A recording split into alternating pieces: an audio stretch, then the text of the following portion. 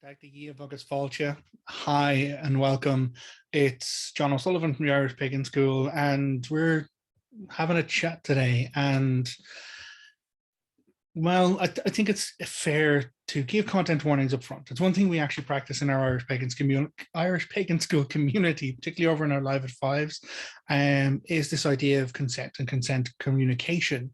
So just because I'm talking here and doing a recording in a particular platform doesn't mean I'm kind of exempt from giving notifications, giving heads up, and giving consent warnings and content warnings wherever possible. So the reason why I wanted to take a time to chat with you today is because Ireland is very real. Ireland is a real place. No shit, Sherlock. What are you even talking about, John? But, you know, it is a country, it is a nation, and it has as many troubles as any other country out there. So to hit the content warnings right at the top, today's content will be touching on, not in graphic detail, but on themes and statistics around harm, around death, murder, homicide, and femicide, threats and harm and damage to women. If you're not in a safe space, mental health-wise or emotional health-wise, stop the video, please. Honestly, I don't want anyone to be exposed to something here that would make them uncomfortable, make them upset. You know, fuck's sake, you know, it's a tough enough life at times. So if you're not able to look after yourself, that's okay. It's not a problem. Because, you know, you're more important than anything else. And you're the only one of you that will ever exist. So look after yourself. But if you are capable, if you are able, and you want to sit with me for a little while longer, that's going to be the topic today, because Ireland is once again reeling because of loss of life, particularly the violent death of a woman in Ireland.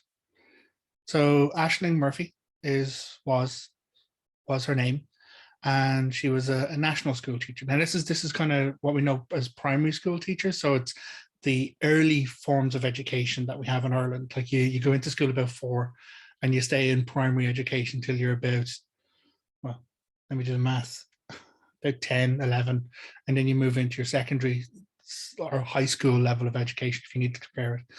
So this person taught kids. This person was living their life, getting on with it, following their passions. All the news articles talk about her as a musician. You know, there's all of this stuff focusing on her and the vigils going around the country and the memorials going around the country. But one thing that's absent is, in some cases, the rage and the anger that, again, we have another person, another loss of life because of male violence. Now, no one's been like, what's the word? Suspects. They have suspects. They're following DNA evidence.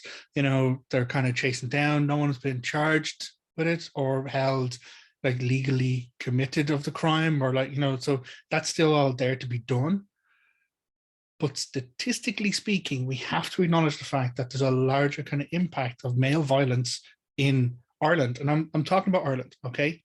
Now, the world is a full, beautiful, amazing kind of cross-cultural national place, but I'm not going to step into anyone else's pool or step into anyone else's lane and talk about their stuff. I'm going to talk about my country, my island. You're probably wondering at this point, like, I came here for Irish Pagan School content. Like, I'm not interested in this, whatever's going on with John's opinions right now. But if that's your approach to this, then more power to you. Thanks very much. I'll see you around in the next video. But one thing you need to understand is that Irish paganism is very much linked with Ireland.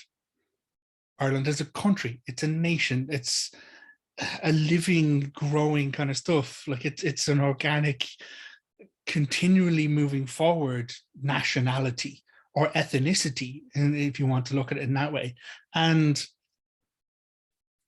it's not just an old school version of things. It's not just an old perspective or, like, you know, the ancient days and stuff like that. We need to look at where it is now, where Irish paganism is now in our modern world. And you can't do that unless you're aware of what's happening in Ireland.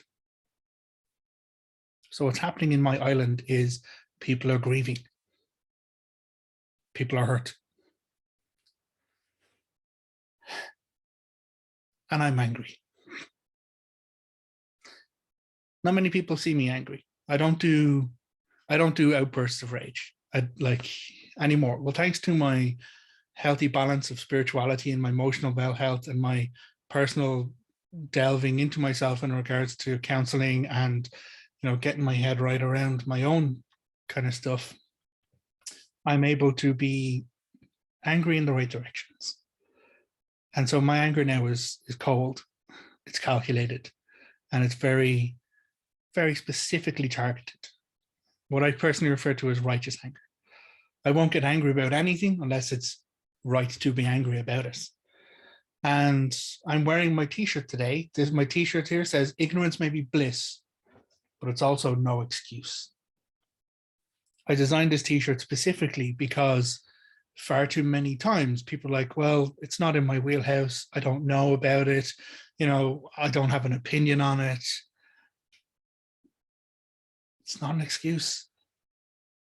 People choose to remain ignorant, or people have not been given the opportunity to be presented with education, awareness, or perspective.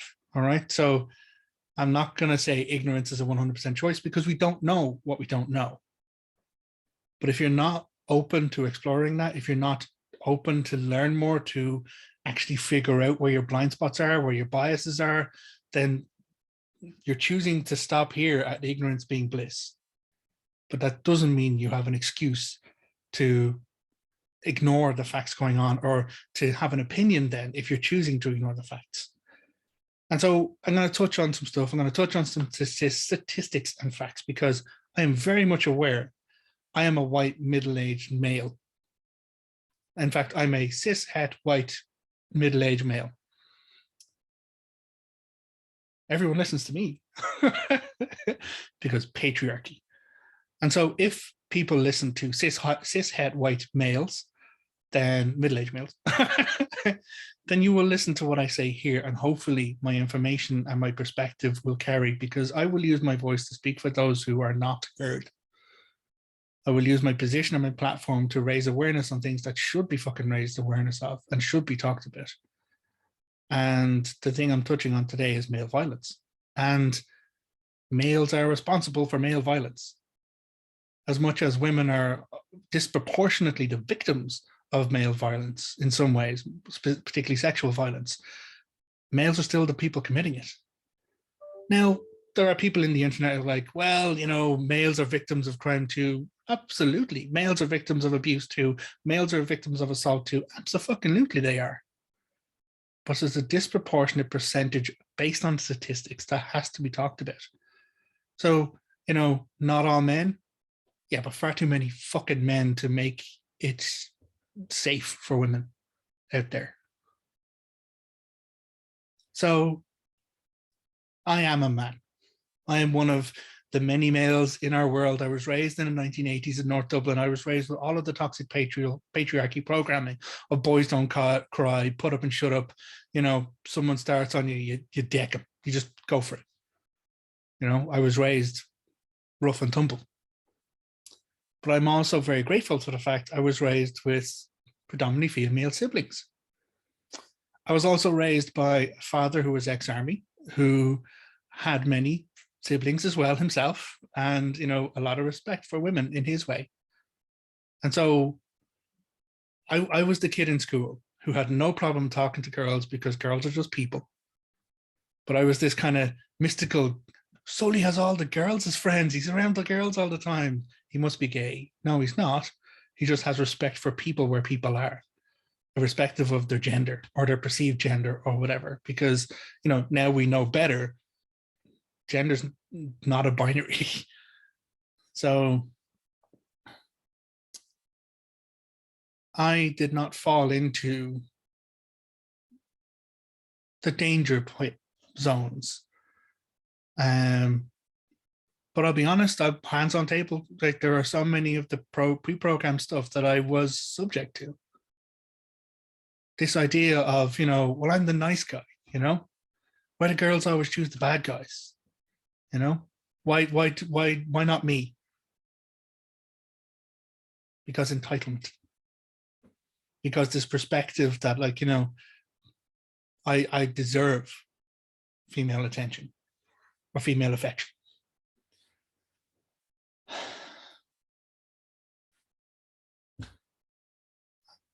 It's tough. But I run a very, very limited risk of being subject to sexual violence, either by men or by women. But statistically speaking, the people who, commit sexual violence are predominantly males. And the victims may also be male, but not as statistically high as you might think. Now, I've talked about statistics a couple of times, all right? And again, I'm staying in my lane here. I'm talking about Ireland statistics from Ireland. And so I have gone on to the Central Statistic Office, and I have their details of their links and the information I will present it to, and I'll put it down in the description.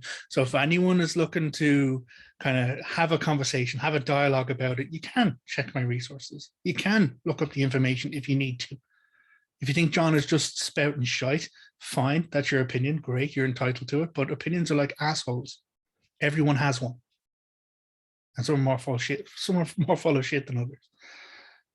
Sorry, I said I was angry. But we're looking at the information and details. So according to the Central Statistics Office in Ireland, from the year 2020 to 2021, there were a drop.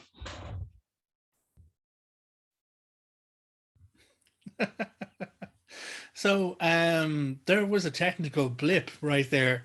And yeah, there was a bit of a dropout in both the internet service, the laptop service, and the connection to the recording. I wrote a blog post about this recently, in that on occasion people manifest an aura of technology breaking. So over at the Elon Otter kind of stuff, which is where you can get a t-shirt like this. But that's why there's this blip and break in the recording, but I'm not going to let it stop me. We're going to carry on. So apologies for that disconnect there. Maybe it's because I'm rather energetically sensitive at the moment, and maybe the technology is being sensitive to me. So I'll rein it back and I'll stay in control because we need to get through this video. So yeah, I'm talking about statistics, talking about the hard facts, because this is something that we seem to be ignorant about. And even if we do know, people don't parse it properly, make it part of their understanding, or, you look at percentages and that doesn't even fit, doesn't even make sense, because everyone learns in a different way. Everyone experiences information in a different way.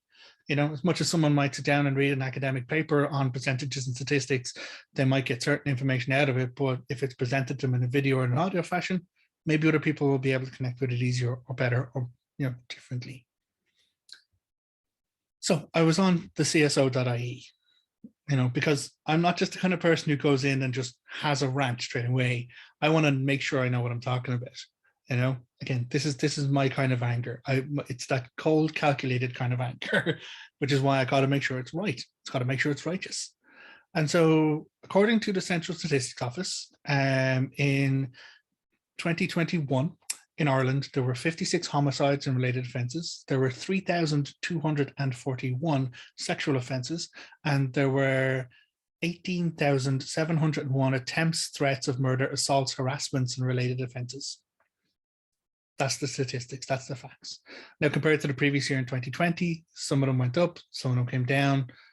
It's still the fact that, 18,000 people were harassed, and over 3,000 people were victims of a sexual offense, and 56 people were victims of murder and related offenses. At that particular point in this overview, I have not mentioned gender. I have not mentioned the aggressors or the victims. So we need to dive a little bit deeper. And so in a press statement the recorded crime victims 2019 and suspected offenders 2018, because the more current information hasn't been processed by the statistic office as yet. So the most up-to-date officially released information given to the press is this document. Again, I have the link, I'll put it in the description if you need to kind of verify my resources, check my resources, please do, if you need to, if you want to. But according to the statement of recorded kind of victims of crime 2019 and offenders 2018, the majority of homicides, 82% of them, and physical assaults, 59% of them, the victims in 2019 were male. Okay, so of the homicides, 82% of the homicides, the victims were male. 59% of the assaults, the victims were male. So that means that of the homicides, you know, what's the remaining left over? It's 18% of them were female for homicides. That's still 18% of a figure in and around 70 to 60 people. Physical assaults, though, 59% of the victims were male. That means that 61% of the victims were female. The majority of sexual violence, the victims, 81% of cases in 2019 were female. So that's more than 4 in 5 victims. So for every 5 people who was the victim of sexual violence in 2019, 4 of them identified as female. In 2018, 98% of suspected offenders of detected sexual violence crimes were male. Now, if we look at the numbers again, the majority of sexual violence victims, 81% female. That still leaves, of course, 19% male. So males are the victim of sexual violence as well. I'm saying that, I'm being very clear about that. I'm not saying that males aren't the victim here, but we're not talking about males right now. We're talking about females. We're talking about the women. We're talking about people who are identified and even wrongly who are categorized by this statistics office following a binary as female, because someone could be female presenting, someone could be male presenting. And it's harder to kind of delve in and break those stats down for that period of time because we're learning more and more as we grow. But it's very clear to see, irrespective of looking at the victims, the suspected offenders, 98% of suspected offenders identified as male. So that's 2%. If anyone needs the maths, that leaves 2% of suspected offenders identifying as female. So as much as, you know, in certain corners of the internet, you get, well, not all men. Yeah, okay. You might get, but women commit crimes too. Yeah. Women can commit sexual violence. Yeah, of course, absolutely. 2% of the recorded cases. 2% of the statistically assessed, you know, offenders. We're not saying it's not possible for women to commit harm and commit crimes. What we're saying is the majority of the time, it's males in a position of violence and the aggressor, and a large percentage of the time, it's females in the position of victim. That's the facts. That's the information. That's the data.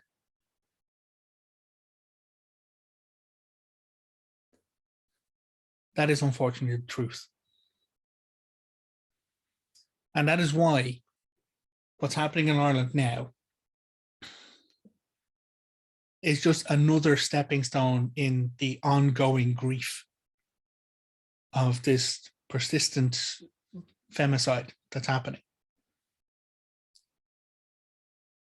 There were 244 women killed between 1996 and 2001.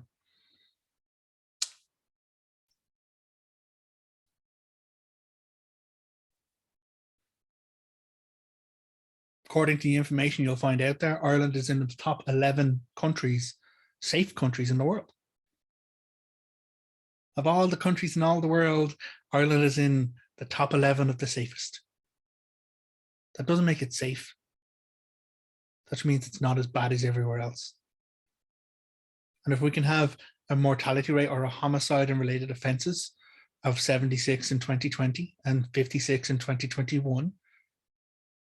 And we can equate the fact then to look at, the percentage of those victims being like male, female. If we have the sexual offenses, 3,014, 3,241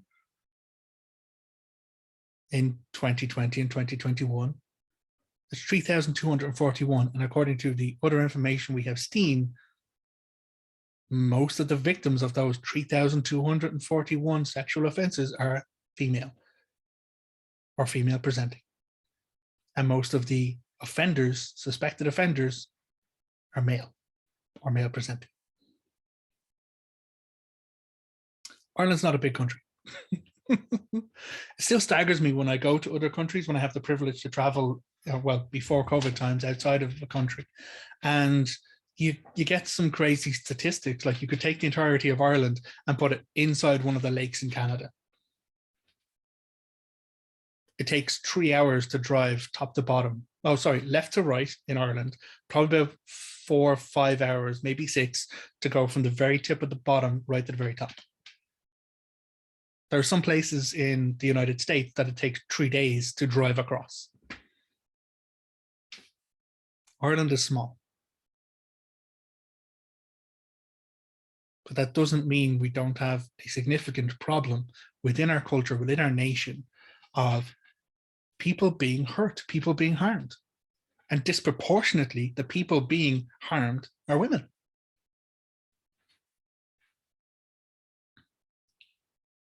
So what do we do? What do we do? Thankfully, there's now a drive and there's a push with the government to have a zero tolerance approach from a legal standpoint for crimes, domestic crimes, sexual violence crimes against women. Now, of course, you're going to get other people obviously like, yeah, but what about men? What the fuck about men? Men are the problem. We wouldn't need a zero tolerance approach to protect females in our country and in our society if it wasn't for the fact that the men are the actual problem. But then are the females the solution? Do women have to carry the burden of fixing this problem? No, it's not their fucking problem. They're the victims of the problem. They're not the problem. The problem are the men. Like me. Yeah. It's scary to think about it. I'm a middle-aged, cis-het white man. If not for my personal education, my awareness, my efforts trying to become a more emotionally balanced and accepting, respectful man, I could be. Now, a lot of people assure me that I'm not. And you might bounce down into the comments and like, no, John, you never could. I'm sorry. Change the narrative ever so slightly. I had an abusive, toxic marriage. I was emotionally abused. I had a healthy upbringing as a child, but I had a rough upbringing. I was physically abused as a kid in school. And I was told that if I don't punch out another kid weaker than me, then I was going to get punched out by a kid stronger than me. That is the toxic violence that I grew up in school, in the schoolyard. When the teachers aren't looking, that's what happens around the corner. All of the hallmarks are there. All of the possibilities are there. Very introverted character. Okay, you're looking at it now, it's like, this guy introverted? I actually am. The reason why I wear glasses all the time is because I read books all of the time as a kid. John, do you want to go out and play? I was like, no, I'm reading my book. My mom would actually take the book off me and say, get the fuck out. It's sunshine outside. Go ride a bike or something. So I was an introverted kid. I was the quiet kid. I was physically abused in school, thankfully not at home. I was emotionally abused in later relationships. All of these are not an excuse, but those are the possible hallmarks that kind of go into it. And if you layer on top of that, men not being educated emotionally, not being taught to be intelligent around their emotions, taught to be strong internally, not just physically, taught to be soft and gentle when they need to be, taught to be compassionate, then you end up with a society where men are weaponized. I've done research on this before. I did a presentation at a conference about about paganism as a path to healthy masculinity, because paganism includes, like, cornerstones of paganism include like a reverence for nature and the world around you. It informs meditation and introspection as a baseline practice of self-awareness, and involves, like, polytheism, or belief in other aspects and other deities, or a range of gods. But that introspection and meditation, so fundamentally important, that can help people following a pagan path to find a more centered approach within themselves and deal with their toxicity, deal with their programming, which means that they're more capable to be a better member of society, better member of a community, and maybe less dangerous to the people around them. And it is the people around them. I'm going to go back to the statistics for a moment, and I hope you can bear with me again, because it's that idea of ignorance. It's this idea that, like, it doesn't happen to me. It doesn't happen in my circle. Oh, well, I don't know somebody like this. Guys, as one man to anyone out there, a male presenting person out there, you fucking do know. There's someone in your close circle of family, close circle of friends, cousins, whatever it is, who's been the victim of sexual violence. You just don't know about it because you haven't been told about it, because you're not safe to be around. You're not safe to be expressed vulnerability near. So I've got some more statistics for you. Now, these come from women'said.ie, which is a foundation in Ireland that looks after women's empowerment, women's care, and women's support. Just because it says Women's Aid doesn't mean guys shouldn't fucking read it and be aware and be educated. And so they have an ongoing tracking campaign, this Women's Aid Ireland, for femicide in Ireland. They are tracking this over the last years. And according to their most recent update from 15th of January 2022, 244 women died violently between 1996 and 2022. That's as of January. 18 children died alongside their mothers. 152 women have been killed in their own homes. That's 62% of those women who were killed at home. Not out in a club, not out in the wild, not out on running, just out jogging like Aisling was. At home, where you're supposed to be safe. Thankfully, 191 cases have been resolved. So there has been justice in 191 of those cases. The next part hurts a lot, because 87% of women where the cases have been resolved, as in of the cases, of those 191 cases that were resolved, 87% of those women, of those victims, were killed by a man known to them. Wasn't a stranger. 13% were killed by a stranger, but 87% were killed by someone known to them, that they knew. 1 in every 2 femicide victims is killed by a current or former male intimate partner. 57% of resolved cases.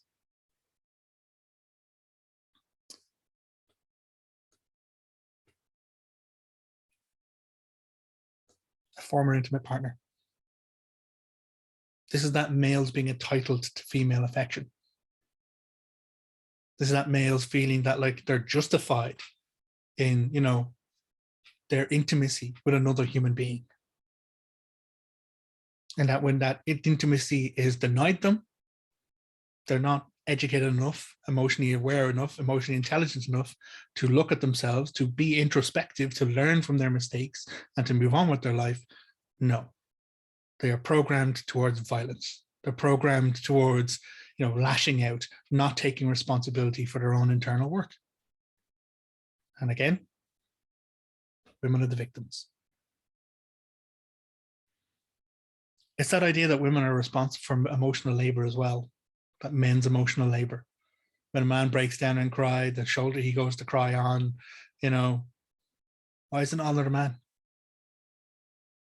Why are we not safe to be men emotionally vulnerable around other men? Oh, wait, I know, because the majority of victims of murder, homicide, scroll back up, or assault, physical assaults, are men. And the offenders are men. They're not programmed. We're not given the skills to be able to be safe around each other, which is terrifying and sad.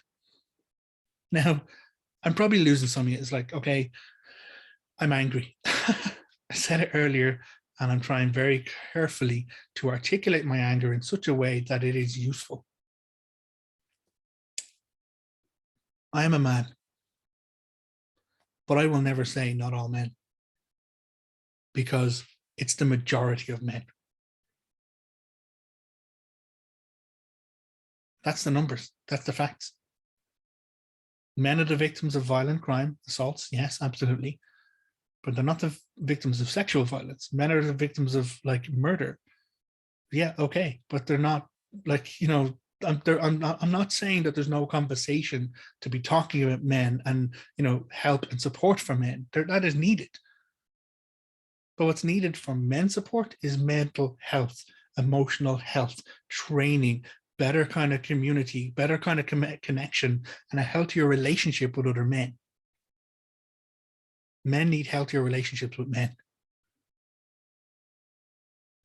That way, they will not be dumping all of their emotional release on women and then feeling entitled to that emotional release or that intimacy release, be it sexual or not sexual.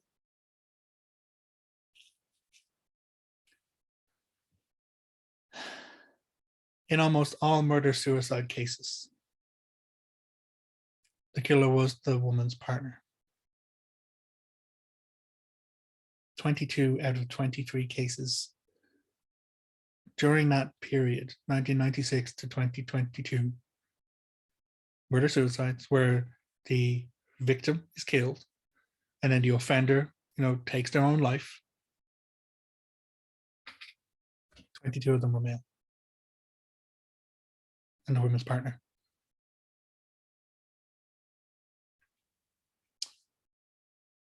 There's a problem. There really is a problem.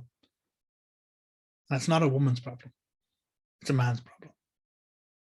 Because men are the problem. And so there needs to be more dialogue. There needs to be awareness. There needs to be a heightened state of responsibility. I don't know how we're going to get there. But having a zero tolerance legal standpoint is a good start. And also, ignorance not being an excuse. I didn't know she was underage. Did you fucking check?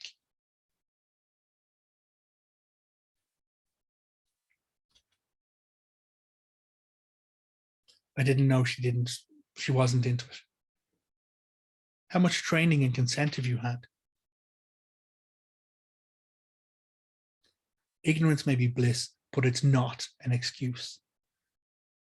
Not when it comes to harm, not when it comes to hurt, not when it comes to negative impact. Because that's what we need to talk about here, intent and impact. You have the greatest intentions in all the world, but if your impact is harmful, you still did fucking harm. Oh, but I'm the good guy, I'm the nice guy. You know, all my friends say I'm a really good person. Yeah, okay. But at what point did you have a negative impact? Regardless of how good guy you are. You're responsible for the impact.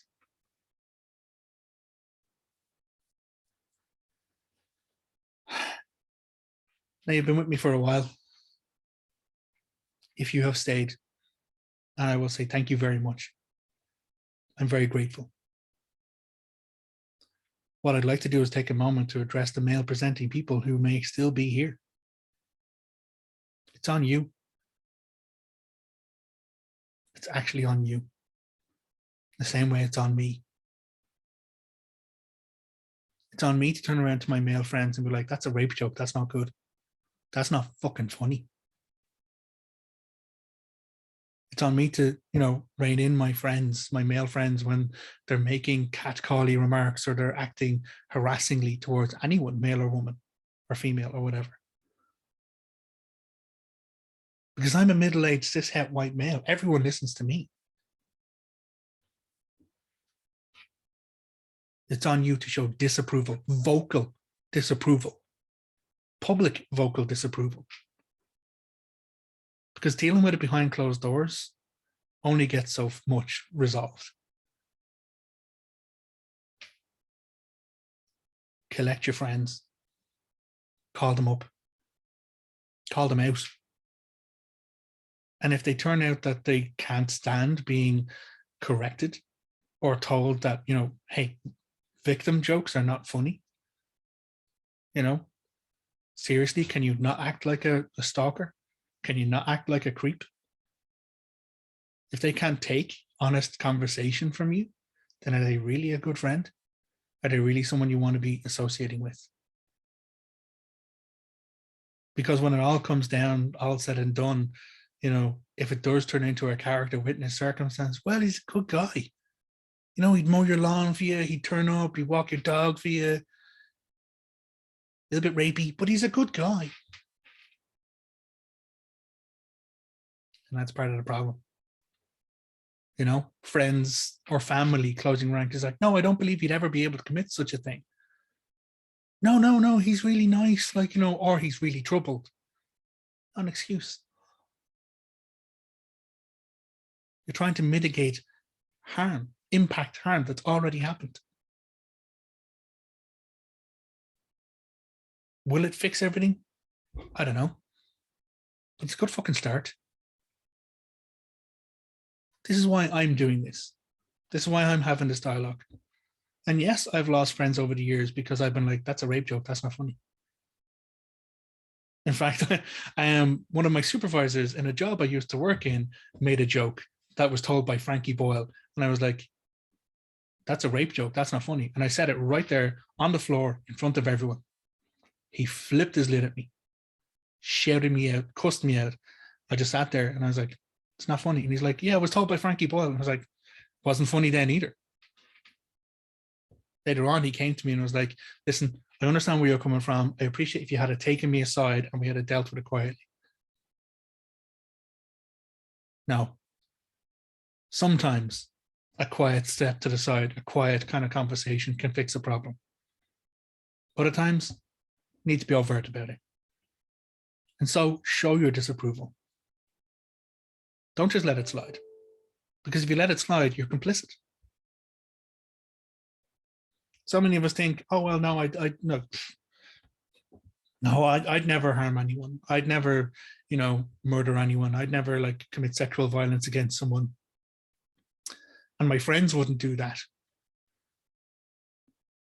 Statistics say otherwise if they're male. Now, again, there are good guys out there. You might say I'm one of them. Okay, thank you. I appreciate the compliment. But you know why? Because I do the fucking work on myself. I've learned to cry and to be okay with crying. I've learned to be angry and to be purposeful in my anger. Not to just let it rage, not to just let it explode, but to direct my anger where it can do something useful. Finding out the information and hopefully speaking impassionately about why it's important we need to have this conversation. I am angry. I am hurt. I am grieving. I didn't know Ashley Murphy. She was killed in Offaly in Tullamore. That's hours away from where I live.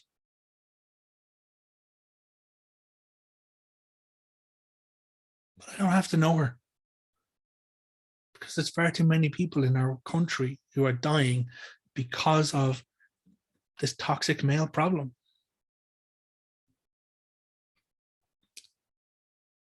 So there's no short-term solution. This is a long campaign, but it starts and continues every day when guys call out other guys and say, that's not on. when guys are okay to be around other guys and say, listen, if you need to talk to someone, I'm here for you. If you're hurt about something, if you're angry about something, come and talk to me. We can figure that shit out. We can go for a walk. We can whatever.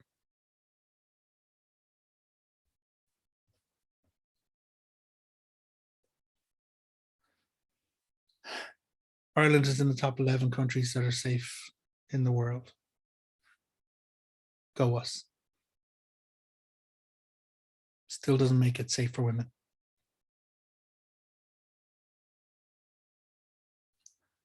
So, as I said at the top end, what the fuck has any of this got to do with the Irish Pagan School? Because it's Ireland. And you can't be from Ireland. You can't be Irish Pagan School unless you're aware of your country, Ireland, what's happening in your country, the real lived experience of our country, because it's a real living cultural expression of identity here. Not just some fanciful spiritual pathway or progression. If you are interested in Irish paganism, then you need to have an interest in Ireland. And the real Ireland, not just the fictitious mythology of Ireland, because Ireland is a real fucking place.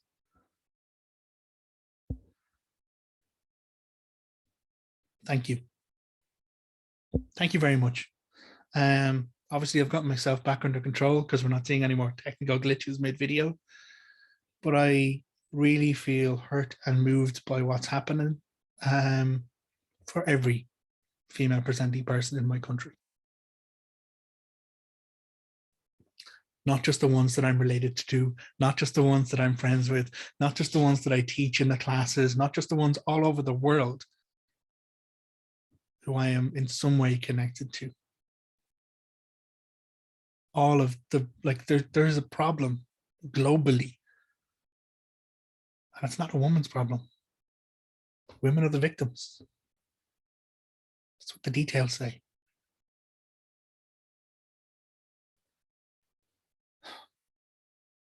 Anyway, gonna get myself together and go take the fresh air break I need after this conversation.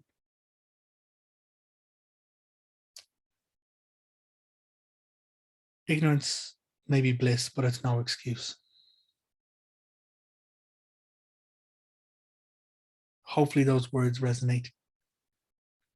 Hopefully something I have said in this video has an impact with someone who needs to have that impact. Not the victims. They already know. They're already experiencing it.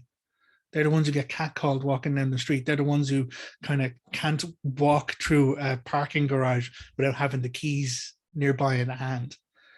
They're the ones told to carry whistles so that they don't get sexually assaulted. Sorry, how about we train all the guys to blow a whistle instead of raping someone? How about that? I am very angry. But I will always try and channel my anger into healthy uses of expression, like a conversation like this, like a narrative like this. So if you made it all the way through, thank you very much. If I hurt you or upset you with this, I'm sorry. I accept that the impact of this video might be upsetting. But being upset is not wrong. Being hurt, being angry, grieving, being sad, all of that is not wrong.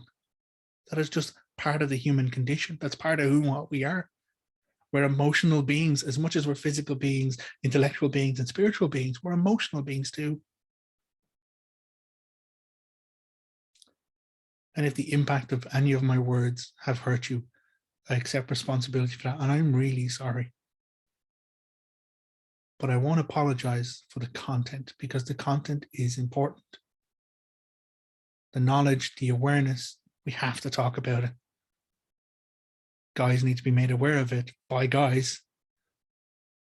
So here's me trying to do my little bit in some corner of the internet.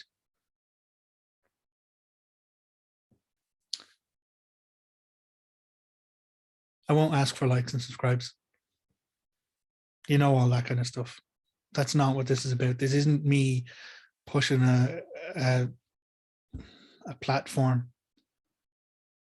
This is me using a platform, using my voice to maybe have a positive impact, to have a change, to, I don't know. I honestly don't know.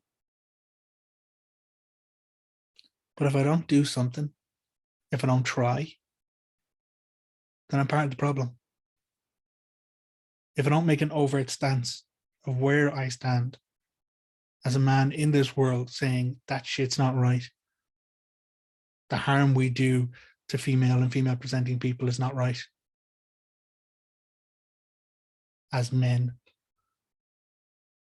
if I don't turn up and say, we can do fucking better, lads, then I'm part of the problem. That's a problem I don't want to be part of. I want a better world. We deserve a better world for everyone. Men need the help that they need so that they no longer are committing these atrocities or being the victims of these atrocities. Why are we still killing each other? Why? Surely we know better. I'll leave it one of my favorite quotes, and it's one we use in the Irish Pagan school a lot. And it's by Maya Angelou. And it's, do the best you can until you know better. Then just do better. Look after yourself. Take care of yourself.